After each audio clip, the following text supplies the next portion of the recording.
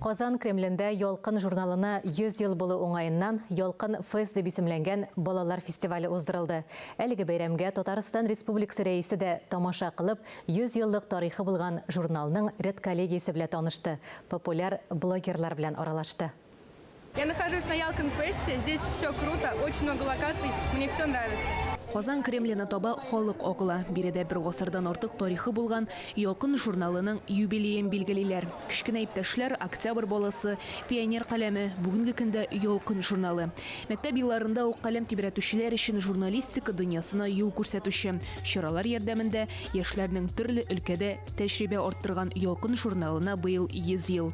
Фестиваль очень классный, много народу. Вообще здорово, что Татарстан и Казань проводят такие фестивали. Ялкын журналы безнең мәдәниятебезне, традицияләрне, туган телне саклауга зур өлеш кертә. Бу турыда Татарстан рәисе дә ассызыклап үтте. Шын күңелдән һәммәгездә бүген зур тантана 100 ел журналга, Ялкын журналына һәм менә шушы бәйрәмне оештыручыларга бик зур рәхмәт. Большое спасибо не только организаторам этого праздника, но и участникам. Очень активная молодежь.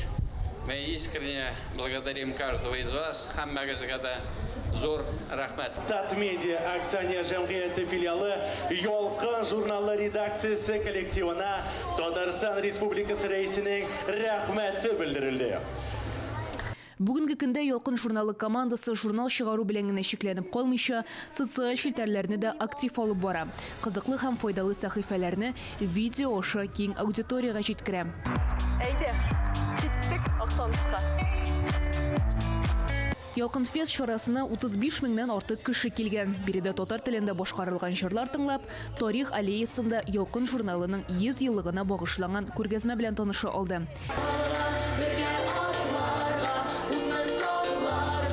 Динә Нишмәтдинова, Искәндәр Төмәнов, Татарстан яңалыклары.